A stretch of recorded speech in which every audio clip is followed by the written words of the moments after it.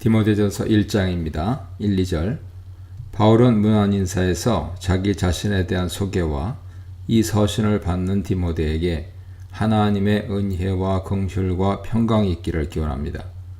또 자신을 그리스도 예수의 사도로 소개하면서 자신이 어떻게 사도가 되었는지에 대해 간단하게 설명합니다.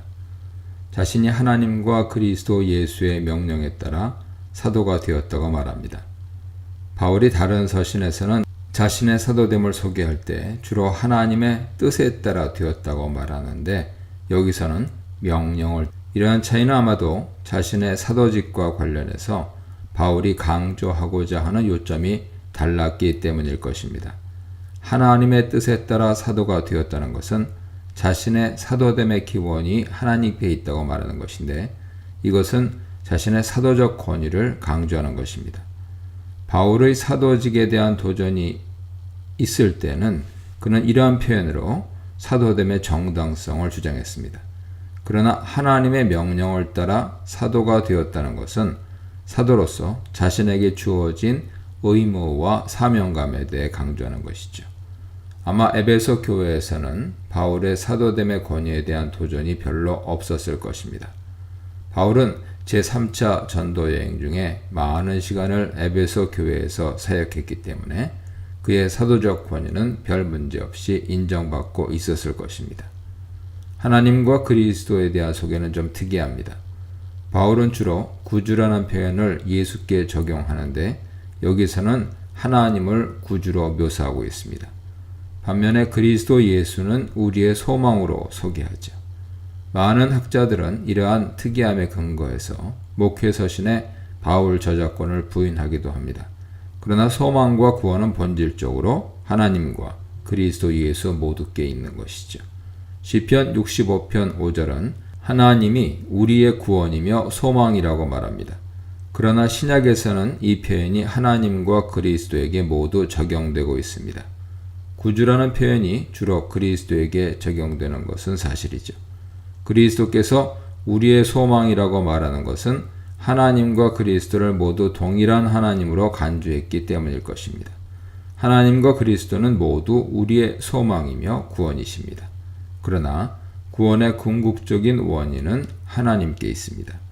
바울은 디모데를 참된 아들로 묘사합니다. 참 아들이란 표현은 친밀감의 표현인 동시에 디모데가 바울 복음의 참된 계승자임을 강조하는 것이죠.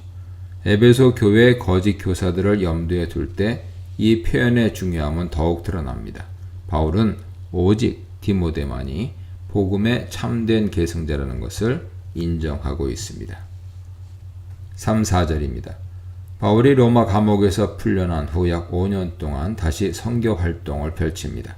그는 먼저 평소에 원했던 대로 스페인 서바나에 가서 복음을 전하고 그 후에 다시 소아시아에 들러 과거에 사역했던 교회들을 순회하며 돌아보았습니다. 이 여행에서 바울과 동행했던 사람은 디모데와 디도였죠. 바울은 거짓 교사들에 의해서 문제가 발생한 에베소와 그레데, 가장 신실한 동역자인 디모데와 디도를 각각 남겨두어 거짓 교사들의 문제를 해결하고 교회를 바로 세우도록 했습니다. 아마 젊은 디모데는 혼자서 거짓 교사들을 상대하기가 두려워서 에베소에 남기를 꺼렸을 것입니다. 바울은 그러한 디모데를 남겨둔 것이 걱정되어 떠난 지 얼마 되지 않아 디모데에게 서신을 보내 격려하고 교회를 어떻게 다스릴지에 대해 조언합니다.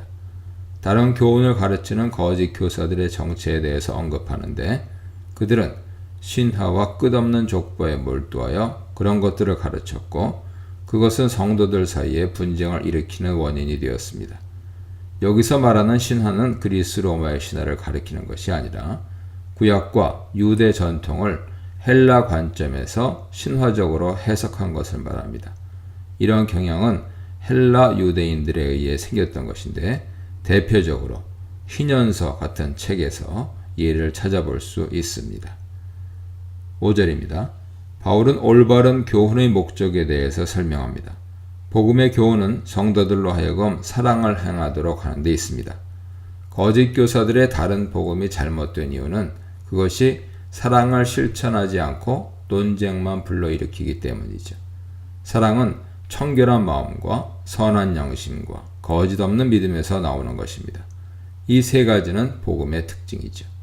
복음에 대한 거짓 없는 믿음은 마음을 청결케 하고 선한 양심을 가지게 합니다. 청결한 마음은 거짓 교사들의 교만하고 부패한 마음과 대조되죠. 선한 양심 역시 거짓 교사들의 화인 맞은 양심과 대조되며 거짓 없는 믿음은 미혹하는 영과 귀신의 가르침을 따르는 거짓 교사들의 신앙과 대조됩니다. 6절 7절입니다. 거짓 교사들은 교훈의 참된 목적에서 벗어난 자들입니다. 벗어났다고 하는 말에서 거짓 교사들도 처음에는 참된 복음을 받았던 자들임을 암시하고 있습니다. 목회 서신의 거짓 교사들은 교회 밖에서 교회 안으로 침투해 들어온 자들이 아니라 교회 안에 있었지만 올바른 목적을 향해서 계속 나아가지 않고 중간에 벗어나 다른 곳으로 빠진 자들이죠. 그들이 빠진 곳은 헛된 말, 곧 공허한 논쟁입니다.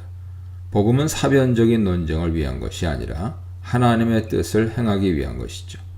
복음을 사변적으로 따지고 논쟁하는 것은 잘못된 길로 빠져 들어가는 것입니다. 이것은 복음에 대한 진지한 연구를 부정하는 것이 아니라 복음의 목적에서 벗어난 잘못된 태도를 지적하는 것입니다. 거짓 교사들은 율법을 행하는 자들이 아니라 율법을 신기한 방식으로 해석하여 자신들의 지식을 자랑하는 자들이었습니다. 그러나 그들의 해석이 아무리 신기하고 색다른 것이라 하더라도 그것은 복음의 참된 진리가 아니죠. 거짓 교사들은 자신들이 무엇에 대해서 말하고 있는지 자신도 모르는 자들입니다.